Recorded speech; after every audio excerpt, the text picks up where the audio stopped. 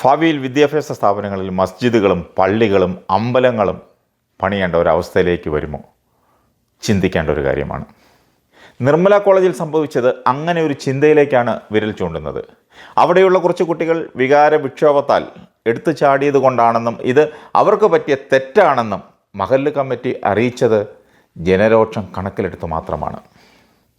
പെൺകുട്ടികൾക്ക് നിസ്കരിക്കാൻ സൗകര്യം വേണമെങ്കിൽ അത് ചെയ്യാൻ തയ്യാറാണെന്ന് മഹല്ല് കമ്മിറ്റി അറിയിച്ചതോടെ ഈ വിഷയം അവസാനിപ്പിക്കേണ്ടതെന്നാണ് പ്രമുഖ ചാനൽ ചർച്ചയിലെ ജഡ്ജിമാർ, കോട്ടിട്ട ജഡ്ജിമാർ അഭിപ്രായപ്പെട്ടത്.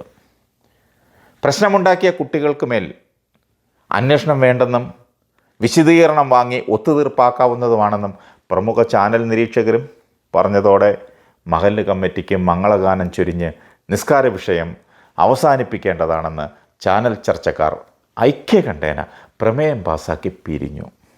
സാംസ്കാരിക കേരളത്തിൽ ഇത് ആദ്യമൊന്നുമല്ല. ഏഷ്യാനെറ്റ് ഉൾപ്പെടെയുള്ള മാധ്യമങ്ങൾ പതിവ് പോലെ ഈ വിഷയത്തിലെ ഗൗരവം എന്താണെന്ന് ചിന്തിക്കാതെ, ഇതിൻ്റെ പിന്നിൽ ഗൂഢാലോചനയോ ദുരുദ്ദേശമോ ഉണ്ടോ എന്ന് പോലും ചിന്തിക്കുകയോ അന്വേഷിക്കുകയോ ചെയ്യാതെ കേവലം തൊലിപ്പുറം ചികിത്സയ്ക്കായി 3-4 മതേതര ബാൻഡേജ് ഒട്ടിച്ച് പ്രശ്നം അവസാനിപ്പിക്കാൻ നിർമ്മല കോളേജിൽ ഒരു വിഭാഗം കുട്ടികൾ ഒരു പുരോഹിതനോട് നടത്തിയ ആക്രോശവും പ്രകോപന സംസാരങ്ങളും തട്ടിക്കയറലും ഞങ്ങൾ ഭൂരിപക്ഷമായില്ലേ എന്നൊക്കെയുള്ള സംസാരങ്ങളും ഒക്കെ കേവലം തൽക്ഷണ പ്രതികരണങ്ങൾ മാത്രമാണെന്ന് കൃത്യമായ അന്വേഷണം നടത്താതെ എങ്ങനെയാണ് തീർച്ചപ്പെടുത്താൻ ഒരു ചാനലിനോ അല്ലെങ്കിൽ ഒരു മാധ്യമങ്ങൾക്കോ സാധിക്കുന്നത്? പെൺകുട്ടികൾ ഷാൾ ഉപയോഗിച്ച് ക്ലാസ് മുറികളിൽ നിസ്കരിക്കേണ്ട കാര്യവും പിന്നീട് കൂട്ടായ ശ്രമത്തിലൂടെ ഒരു പള്ളി തന്നെ കോളേജിലുണ്ടാക്കേണ്ട കാര്യങ്ങളും വിശദീകരിക്കുന്നത് ഒരു ഇസ്ലാമിക പ്രഭാഷകൻ്റെ വീഡിയോ പുറത്തു വന്ന സ്ഥിതിക്ക് ഇതിൽ ബാഹ്യ ഇടപെടലുകൾ ഉണ്ടോ എന്ന് പോലീസ് അന്വേഷിക്കണ്ടേ? പിന്നെ എന്തിനാണ് ഇവിടെ പോലീസും നീതിന്യായമൊക്കെ? വിദ്യാർത്ഥികളുടെ മതവിഷയം ഉയർത്തിയുള്ള സംഘടിതമായ ആക്രോശവും ബഹളവുമൊക്കെ ഒരു മുസ്ലിം പുരോഹിതനെതിരെ ആയിരുന്നുവെങ്കിൽ എന്തായിരിക്കും ഇവിടെ ഉണ്ടാകുന്ന പ്രതികരണം? ചിന്തിക്കാവുന്നതേയുള്ളൂ. കുട്ടികൾക്ക് പറ്റിപ്പോയെന്ന് മഹല്ലുകാർ കണ്ടെത്തിയ ആ തെറ്റെന്താണ്? ആ പറ്റിപ്പോയത് എന്താണ്? തൊട്ടടുത്ത് ഏതാനും കാൽച്ചുവടുകൾ മാത്രം അകലെ ഒരു മസ്ജിദ് ഉണ്ടായിട്ടും കോളേജിൽ തന്നെ ഒരു മുറി ചോദിച്ചതാണോ? അങ്ങനെയെങ്കിൽ അതിലേക്ക് വഴിതെളിച്ച ഇതുവരെയില്ലാത്ത സാഹചര്യം എന്തായിരിക്കും? പെൺകുട്ടികൾക്ക് മാത്രം പള്ളിയിൽ എന്തുകൊണ്ട് വിലക്ക് ഏർപ്പെടുത്തിയിരിക്കുന്നുവെന്ന് ഈ വിദ്യാർത്ഥികൾ ആരും, ഒരു വിദ്യാർത്ഥികളും ചോദിക്കാത്തത് എന്താണ്? അങ്ങനെ ചോദിക്കുന്നത് തെറ്റാണെന്ന അഭിപ്രായം മാധ്യമങ്ങൾക്കുണ്ടോ? കേരളത്തിൽ മുസ്ലിം മാനേജ്മെൻറ്റിൻ്റെ വിദ്യാലയങ്ങളിൽ, ആ വിദ്യാലയങ്ങളിലല്ലാതെ എയ്ഡഡ്, അൺഎയ്ഡഡ് സർക്കാർ കലാലയങ്ങളിൽ ഇതുപോലെ അനധികൃതമായി നിസ്കാര ഹാളുകൾ പ്രവർത്തിക്കുന്നുണ്ടോ? അന്വേഷിക്കണം. പലയിടത്തുമുണ്ട്. ഉച്ചയ്ക്ക് ക്ലാസ് മുറികളിൽ ബെഞ്ചുകൾ മാറ്റി കൂട്ട നിസ്കാരം നടത്തൂ വിദ്യാർത്ഥികളെ, അള്ളാഹു ബാക്കി നോക്കിക്കോളും എന്ന ഷാഹിദ് ഹറൂബി എന്ന പണ്ഡിതൻ്റെ പ്രസംഗം മതേതരത്വത്തിനെതിരെയുള്ള വെല്ലുവിളിയല്ലേ? അങ്ങനെയെങ്കിൽ കപട മതേതരത്വവും കപട സദാചാരവും പറഞ്ഞ് ഇടതു വലത കക്ഷികൾ ചതിക്കുകയായിരുന്നില്ലേ ഇവിടുത്തെ വിദ്യാർത്ഥി രക്ഷകർത്താ സമൂഹത്തെ? അങ്ങനെ ഒരുപാട് ചോദ്യങ്ങൾ ഉയരുമ്പോൾ പ്രതികരിക്കുകയും അന്വേഷിക്കുകയും ചെയ്യാതെ നിശബ്ദത പാലിച്ചു നിൽക്കുന്നത് മാധ്യമങ്ങൾക്ക് ഭയമുള്ളത് കൊണ്ടാണെന്ന് ആരെങ്കിലും പറഞ്ഞാൽ തെറ്റു പറയാൻ പറ്റുമോ? അങ്ങനെയെങ്കിൽ അതല്ലേ ഏറ്റവും വലിയ ഫാസിസം? നാളെ കോളേജുകളിലും വിദ്യാഭ്യാസ സ്ഥാപനങ്ങളിലുമൊക്കെ ഒരമ്പലം പണിയണമെന്ന് പറഞ്ഞാൽ എങ്ങനെയിരിക്കും? നിർമ്മല കോളേജ് ഒരു മുന്നറിയിപ്പാണ്.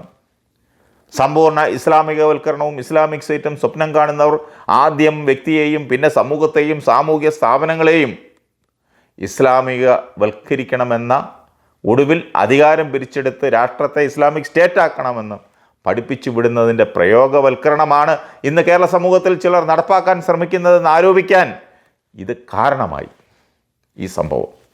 അങ്ങനെയാണെങ്കിൽ വോട്ട് ബാങ്കിൻ്റെ പേരിൽ അതിന് കൂട്ടുനിൽക്കുന്ന മുഖ്യധാര രാഷ്ട്രീയ പാർട്ടികളും അവരുടെ വിദ്യാർത്ഥി വിഭാഗങ്ങളും അധികാരത്തിന് വേണ്ടി തീവ്രവാദത്തിനും വളം വയ്ക്കുകയാണെന്ന് പറയാതിരിക്കാൻ നിർവാഹമില്ല.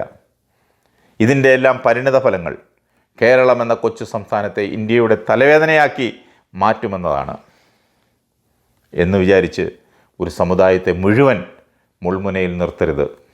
അത് തെറ്റാണ്. ഇന്ത്യയ്ക്കായി നിലനിൽക്കാൻ ആഗ്രഹിക്കുന്ന എല്ലാവരും ഇക്കാര്യങ്ങൾ കണ്ണു തുറന്ന് നോക്കണം, അത് കാണണം. ഇവിടെ വിദ്യാഭ്യാസ സ്ഥാപനങ്ങൾ വിദ്യാഭ്യാസം നൽകാനാണ്, കുട്ടികൾക്ക് വിദ്യാഭ്യാസം നൽകാനാണ് ഇവിടുത്തെ സ്ഥാപനങ്ങൾ. അവിടെ വരുന്ന കുട്ടികൾ പഠിക്കാനാണ്, അവർക്ക് പഠിക്കുക എന്നതാണ്, അതിനുള്ള സാഹചര്യങ്ങൾ ഒരുക്കാനാണ് വിദ്യാലയങ്ങളും അതിൻ്റെ മാനേജ്മെൻറ്റുകളും ശ്രമിക്കുന്നത്. അല്ലാതെ അവിടെ വർഗീയവൽക്കരിച്ച് അവിടെ നിസ്കരിക്കാനോ പ്രാർത്ഥിക്കാനോ അല്ലെങ്കിൽ മറ്റ് കാര്യങ്ങൾക്കോ അല്ല.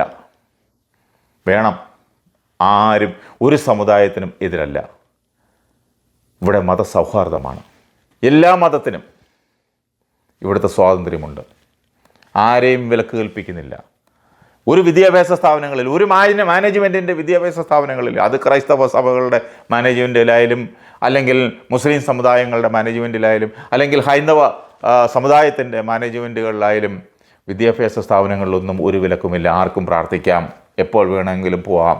പക്ഷേ അത് കലാലയത്തിനുള്ളിലാകരുത്. അങ്ങനെ ആകാവൂ. തൊട്ടപ്പുറത്തൊക്കെ ഇഷ്ടം പോലെ വിദ്യാലയങ്ങൾക്ക് സമീപം എല്ലാ മതങ്ങളുടെയും ആരാധനാലയങ്ങളുണ്ട്, പള്ളികളുണ്ട്, അമ്പലങ്ങളുണ്ട്, മസ്ജിദുകളുണ്ട്. അവിടെയൊക്കെ പോയി പ്രാർത്ഥിക്കാം. പക്ഷേ കലാലയത്തിനുള്ളിൽ വേണ്ട.